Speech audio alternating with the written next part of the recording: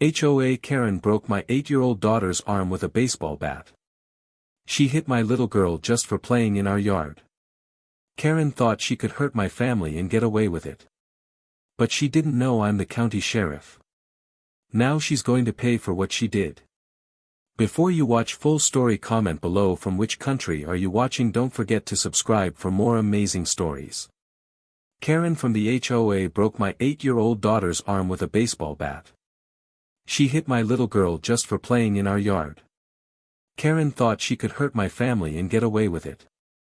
But she didn't know I'm the sheriff. Now she's going to pay for what she did. The summer heat was unbearable that Tuesday afternoon when my world changed forever. I was sitting in my office at the county sheriff's department reviewing case files when my phone rang.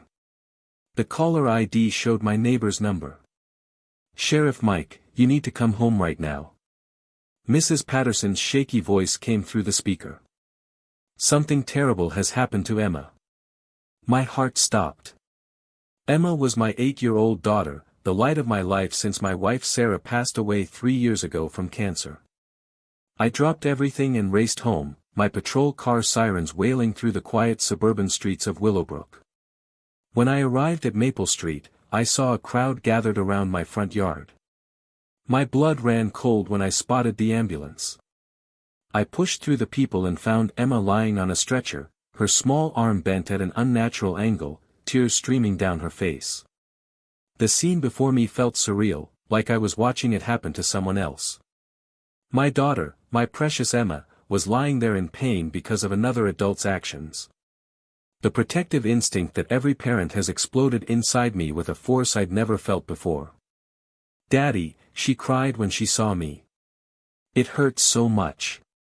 I knelt beside her, my hands trembling as I brushed her hair from her forehead.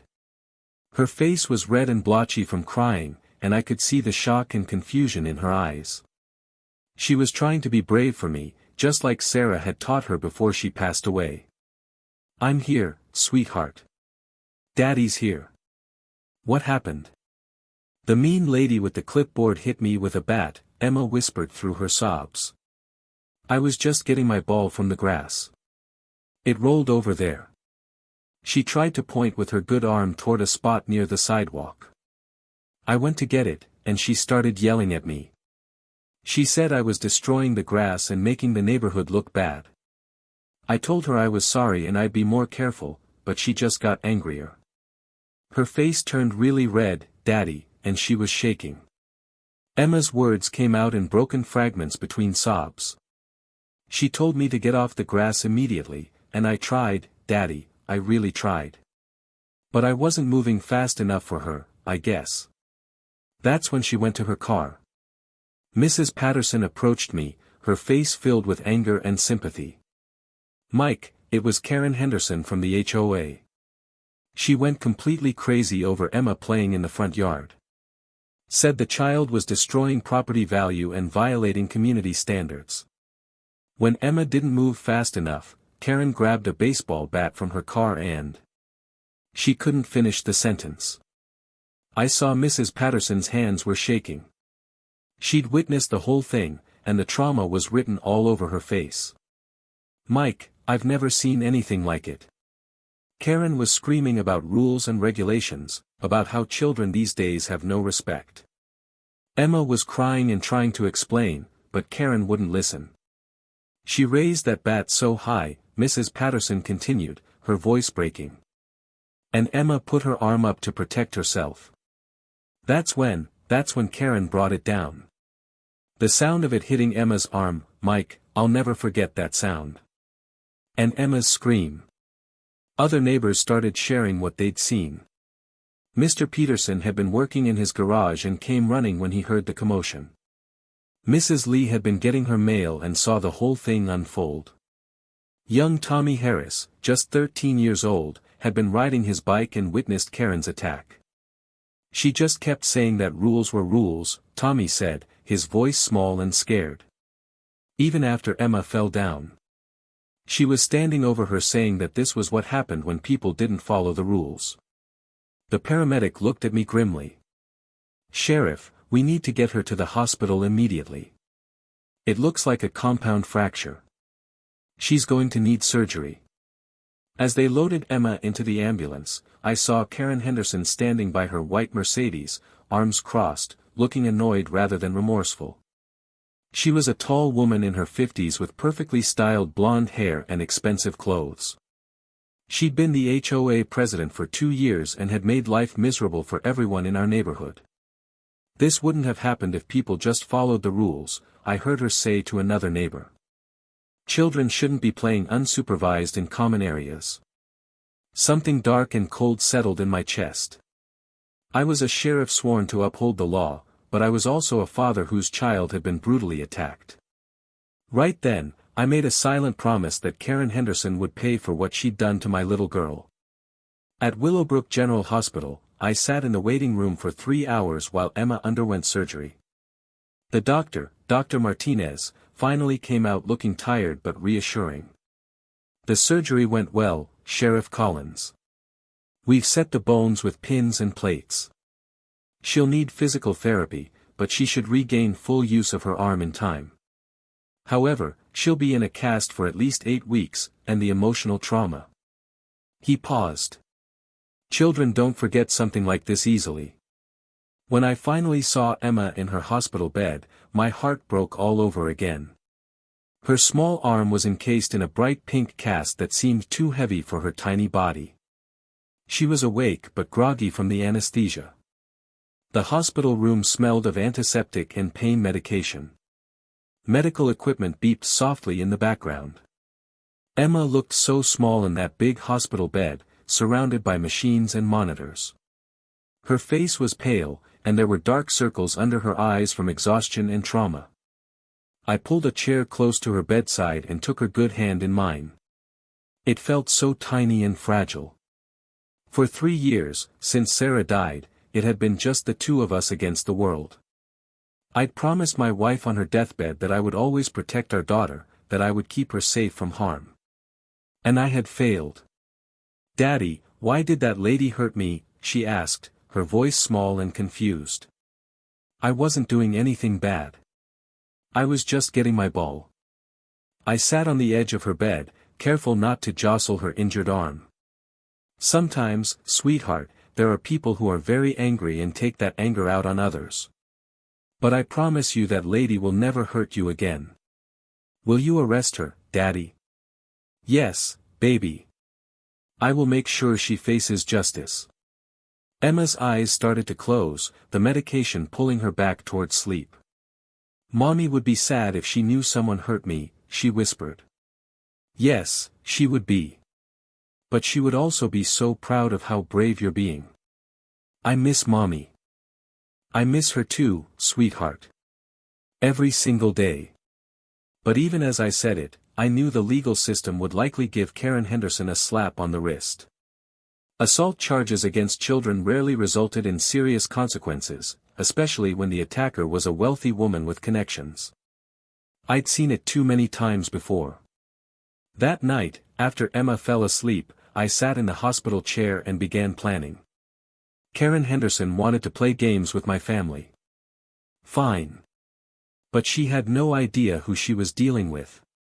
Over the next few days, while Emma recovered, I began my own personal investigation into Karen Henderson. What I discovered made my blood boil even more. The first night after bringing Emma home from the hospital was the hardest.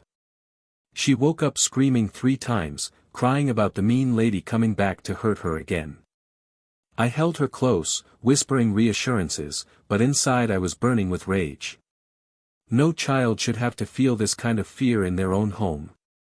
The next morning, I took Emma to her room and sat with her while she tried to eat breakfast with her left hand.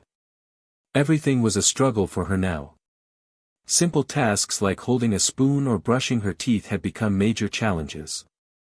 She got frustrated quickly and started crying. I hate this cast, Daddy. I can't do anything. I know, baby. But it's temporary. Your arm will heal, and you'll be even stronger than before. Will the mean lady come back? No, sweetheart. I promise you, she will never come near you again. That promise fueled everything I did from that moment forward. Karen Henderson had not only physically hurt my daughter but had also stolen her sense of safety. That was unforgivable. Karen had moved to Willowbrook 5 years ago after her divorce from a wealthy businessman. She'd bought the largest house in our HOA community and immediately began asserting control. She'd been elected HOA president after running unopposed, mainly because nobody else wanted the thankless job. But Karen didn't see it as thankless. She saw it as her personal kingdom. I interviewed neighbors quietly, always in my capacity as sheriff investigating the assault. What I learned painted a picture of systematic abuse and harassment. The elderly Mr. Johnson had been fined $500 for having his grass 2 inches too tall while he was recovering from heart surgery. Karen had threatened to place a lien on his house when he couldn't pay immediately. The Martinez family had been harassed for months over the color of their front door, which Karen deemed not in compliance with community standards, even though it was clearly within the approved color palette. Young Mrs. Chen, a new mother, had been cited for having baby toys visible in her front window, which Karen called unsightly and detrimental to property values. The Hendersons, no relation to Karen, had been forced to remove a memorial garden they'd planted for their son who died in Afghanistan because Karen said it violated the landscaping harmony requirements. Every story made me angrier. This woman had been terrorizing my neighbors for years, and now she'd crossed the line by physically attacking my daughter. But the most damning information came from my friend, Detective Ray Morales, who worked white-collar crime in the city. We met at a small diner on the outskirts of town where no one would recognize us. Ray slid a manila folder across the table to me. "Mike, you didn't hear this from me," Ray said over coffee, glancing around to make sure no one was listening. "But we've been watching Karen Henderson for months. She's been embezzling from the HOA funds. We're talking about $30,000 over 2 years. She's been using the money for personal expenses, spa treatments, vacations, even payments on that Mercedes." I opened the folder and saw bank statements, receipts, and transaction records. The evidence was damning. Karen had been living a luxury lifestyle funded by her neighbors' HOA fees. "Look at this," Ray pointed to a specific transaction. She charged a $5,000 spa weekend to the HOA maintenance fund. Claimed it was for landscaping supplies. And here, a $3,000 shopping spree charged as security equipment. My jaw clenched. This woman had no moral compass whatsoever. "Can you arrest her? We're building the case, but these financial crimes take time. Could be months before we have enough evidence for the DA to prosecute." I smiled grimly. Months was too long. Emma had nightmares every night since the attack. She flinched whenever she heard loud voices. Karen Henderson had traumatized my child, and she was going to pay much sooner than that.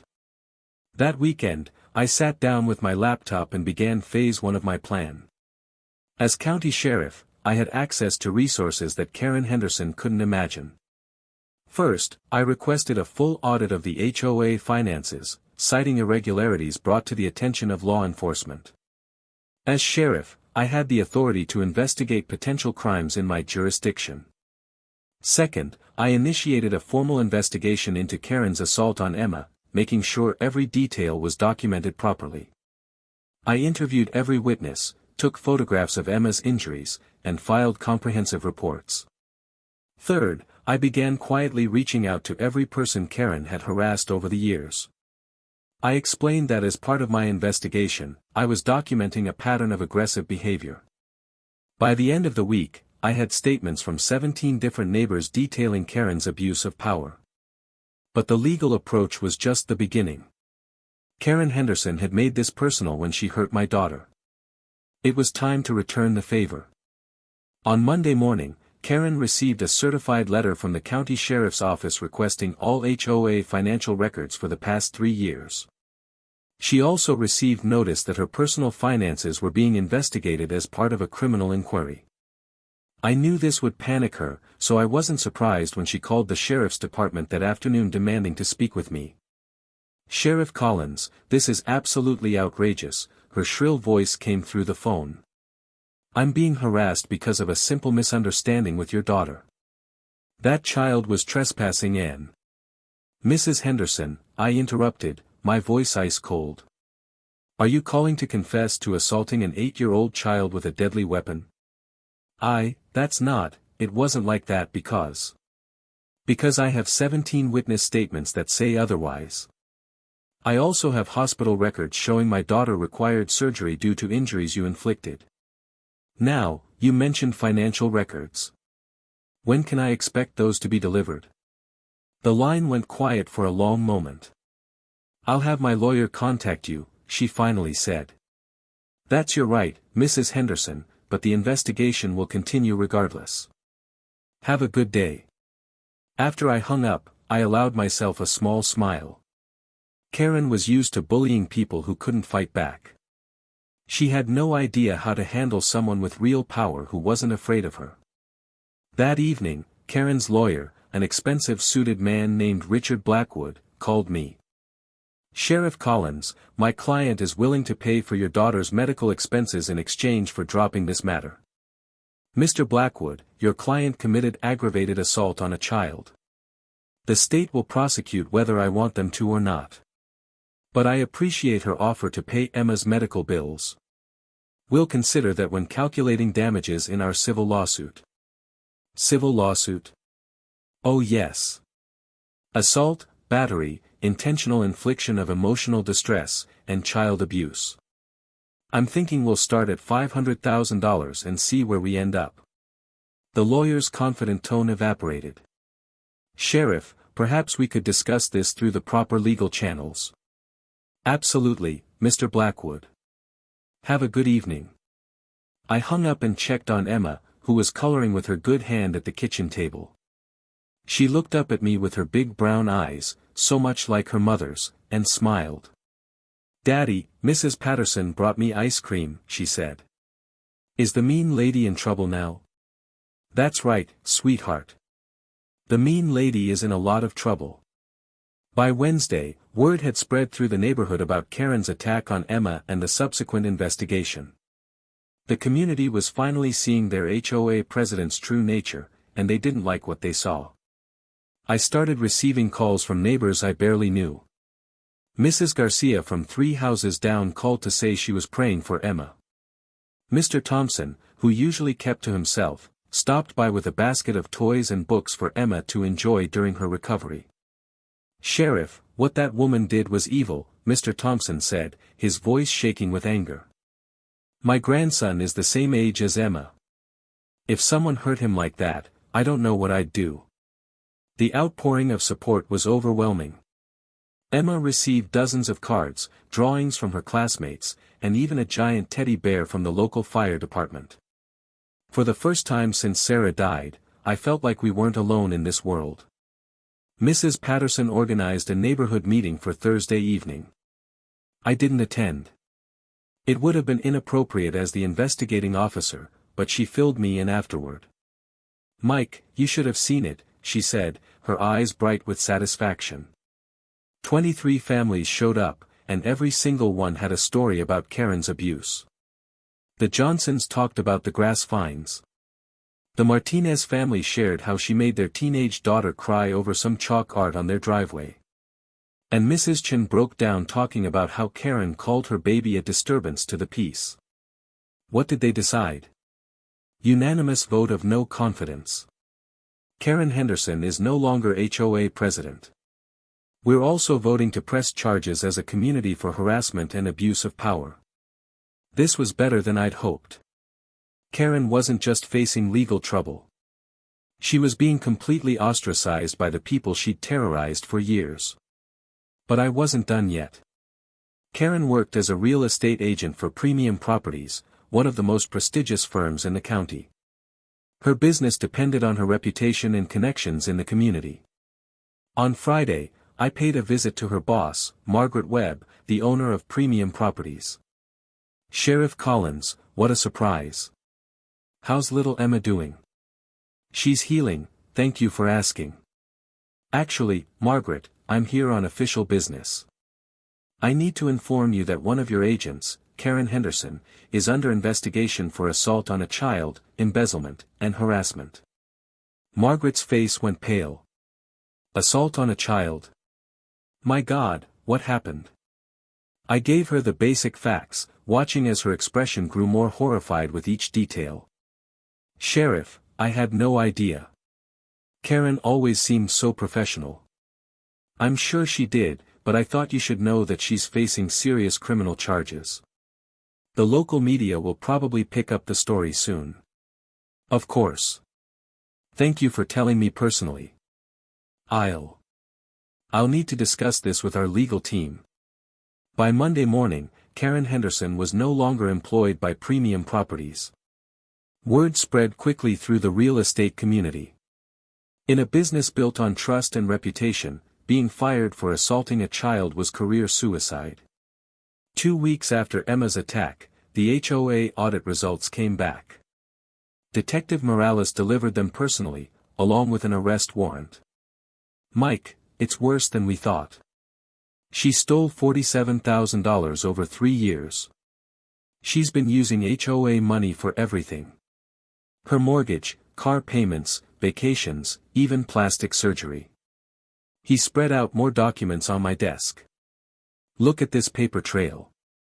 She's been methodical about it, creating fake invoices from non-existent companies. She'd approve the payments herself, then deposit the checks into her personal account. We've traced everything. Enough for felony charges? Oh yeah. Grand theft, embezzlement, fraud, and about 6 other charges we can stack on. She's looking at 5 to 7 years if convicted, maybe more with the assault charges added on top. Ray leaned back in his chair. You know what the ironic part is? If she'd just kept her head down and not attacked your daughter, we probably wouldn't have moved this fast on the embezzlement case. She literally brought all of this on herself. Karma, I said quietly. The most satisfying kind, Ray agreed. That afternoon, I had the pleasure of personally serving Karen Henderson with her arrest warrant. She answered the door in her bathrobe, her hair a mess, looking like she hadn't slept in days. Karen Henderson, you're under arrest for embezzlement, grand theft, and fraud, I said, reading her rights as I handcuffed her. This is harassment, she screamed. You're only doing this because of your daughter. Ma'am, this is about you stealing money from your neighbors. The assault charges are separate. As I led her to my patrol car, neighbors came out of their houses to watch. Some were smiling, others looked satisfied, but no one looked sorry to see Karen Henderson in handcuffs. At the jail, as I was processing her booking, Karen broke down completely. Sheriff, please, I can pay it all back. I made a mistake with your daughter. I was having a bad day, and she was just in the wrong place at the wrong time. I stopped what I was doing and looked at her directly. Mrs. Henderson, you attacked an 8-year-old girl with a baseball bat because she was playing in her own front yard. That's not a mistake. That's who you are. You don't understand the pressure I was under, she said desperately. The HOA, the neighbors, everyone expecting perfection. I just snapped. You snapped. I repeated, my voice dangerously low. My daughter needed surgery. She has nightmares every night. She's terrified to go outside. You didn't just snap, Mrs. Henderson. You chose violence against a child who couldn't defend herself. That's not pressure. That's evil. She started crying, ugly sobs that shook her whole body. But I felt no sympathy. I thought about Emma's nightmares, about how she flinched when she heard loud voices, about all the nights I'd held her while she cried from the pain in her arm. My life is ruined, Karen whispered. You ruined it yourself, I replied.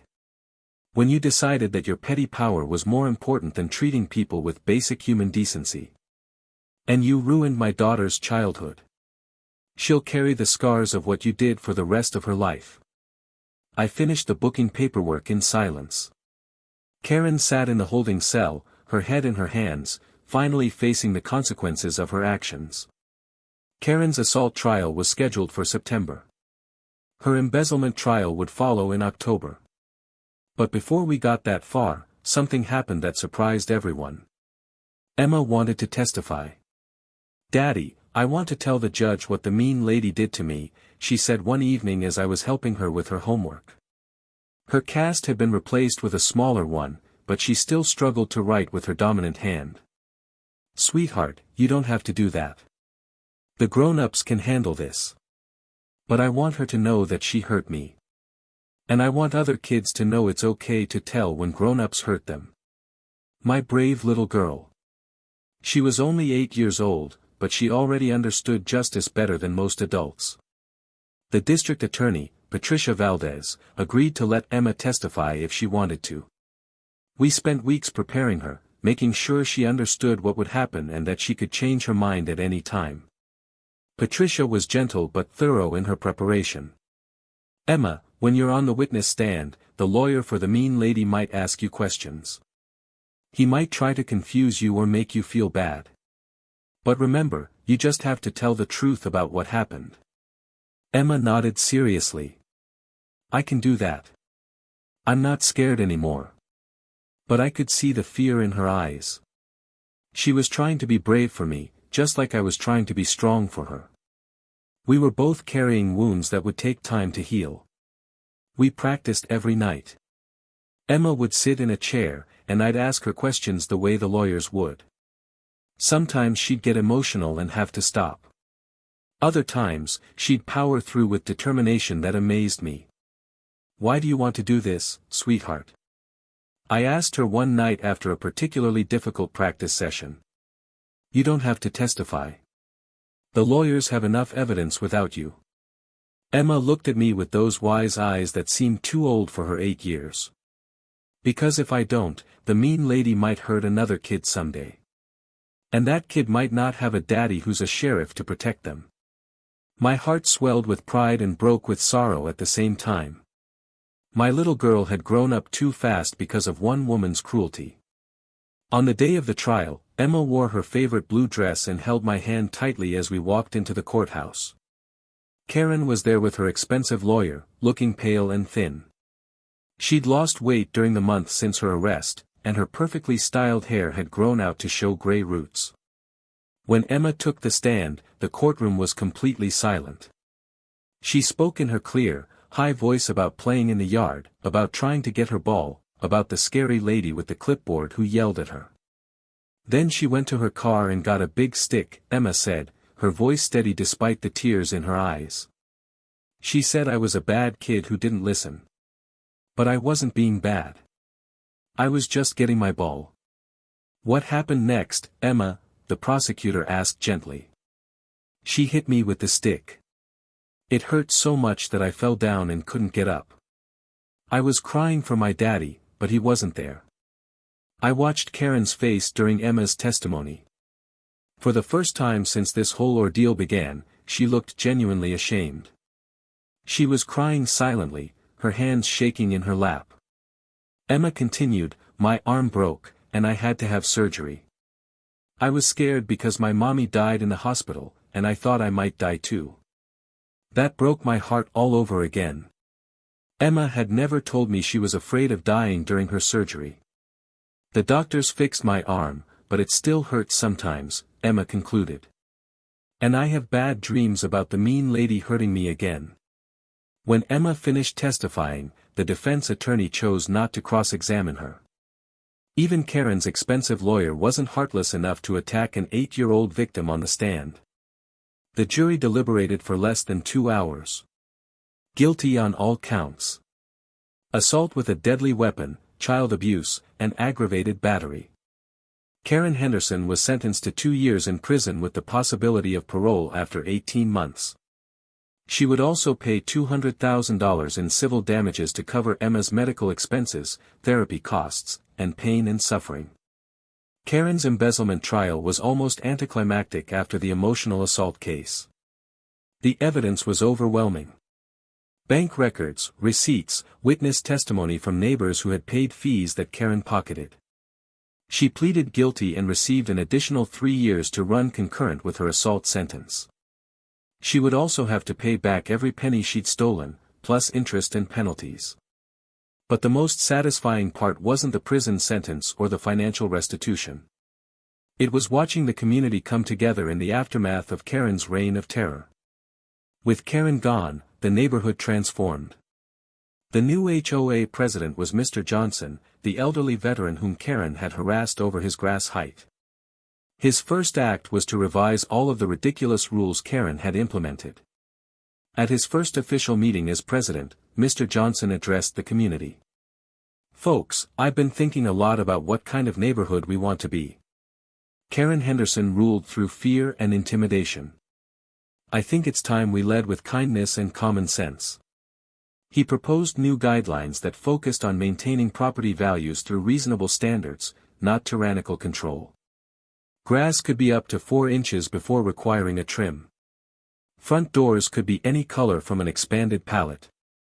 Children's toys were welcome in yards. Memorial gardens were encouraged. The vote was unanimous. The Martinez family repainted their front door to a beautiful turquoise blue that made their house look welcoming and cheerful. When I saw it, I made a point to stop and compliment them.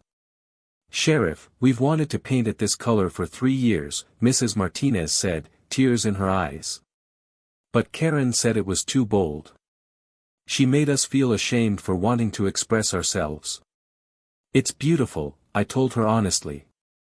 "It makes the whole street brighter." Mrs. Chen put up wind chimes and planted flowers without fear of citations. The Hendersons recreated their memorial garden for their fallen son, and the whole neighborhood contributed plants and stones. Emma's arm healed completely, just as Dr. Martinez had predicted. The physical therapy was hard work, but she approached it with the same determination she'd shown during the trial. By Christmas, she was back to playing soccer and climbing trees. The nightmares took longer to fade. But with the help of a wonderful therapist, Emma learned to cope with her trauma. Dr. Sarah Chen, Emma's therapist, was a miracle worker. She specialized in childhood trauma and had a gentle way of helping Emma process what had happened without re-traumatizing her. "Emma is incredibly resilient," Dr. Chen told me after one of their sessions. "She's processing this in a very healthy way. The fact that she saw justice served, that she saw the person who hurt her face consequences, that's actually helping her healing process. Many victims never get that closure." Over the months, I watched Emma transform from a scared little girl who flinched at loud noises into a confident young person with a mission. She even started an anti-bullying program at her school, talking to other kids about standing up to mean people and telling adults when someone hurt them. Her teacher, Mrs. Rodriguez, called me one afternoon. "Sheriff Collins, I wanted you to know that Emma gave a presentation to her class today about her experience. She was so brave and articulate. Several children came forward after her talk to report bullying they'd been experiencing. Your daughter is making a real difference." I felt pride swell in my chest. Emma had taken the worst experience of her young life and turned it into something positive. She was helping other children find their voice, just as she had found hers in that courtroom. "Daddy," she said one evening as we were making dinner together. "I'm glad the mean lady can't hurt other kids now." "Me too, sweetheart. You were very brave to tell everyone what happened. You taught me to always tell the truth, even when it's scary." Looking at my daughter, healthy, confident, and strong despite everything she'd endured, I felt a deep satisfaction that had nothing to do with revenge and everything to do with justice. Karen Henderson was released from prison after serving 18 months. She'd lost her house to foreclosure. Her car had been repossessed, and her real estate license had been permanently revoked. I heard through the grapevine that she'd moved to another state to live with a sister, working as a clerk in a small grocery store. The woman who had once terrorized an entire neighborhood with her petty authority was now bagging groceries and making minimum wage. Part of me felt sorry for how far she'd fallen, but then I would remember Emma lying on that stretcher, crying for her daddy, and any sympathy I felt would disappear. Some people might say I went too far, that I used my position as sheriff to settle a personal score. But I disagree. Everything I did was legal and justified. I investigated crimes, gathered evidence, and ensured that justice was served. Karen Henderson had spent years abusing people who couldn't fight back. She'd terrorized children, harassed the elderly, and stolen money from her own neighbors. When she finally picked on the wrong family, she discovered that actions have consequences. Emma is 10 now, and she still has a small scar on her arm from where the bone broke through her skin. But she wears it like a badge of honor, proof that she survived something terrible and came out stronger on the other side.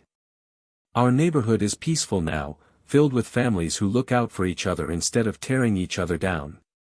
Children play in their front yards without fear, and neighbors actually talk to each other instead of just exchanging citations and complaints. As for me, I learned that being a father and being a sheriff sometimes require the same skills. Protecting the innocent, standing up to bullies, and making sure that justice is served. Karen Henderson broke my daughter's arm with a baseball bat. She didn't know I was the county sheriff. She found out. And she'll never hurt another child again.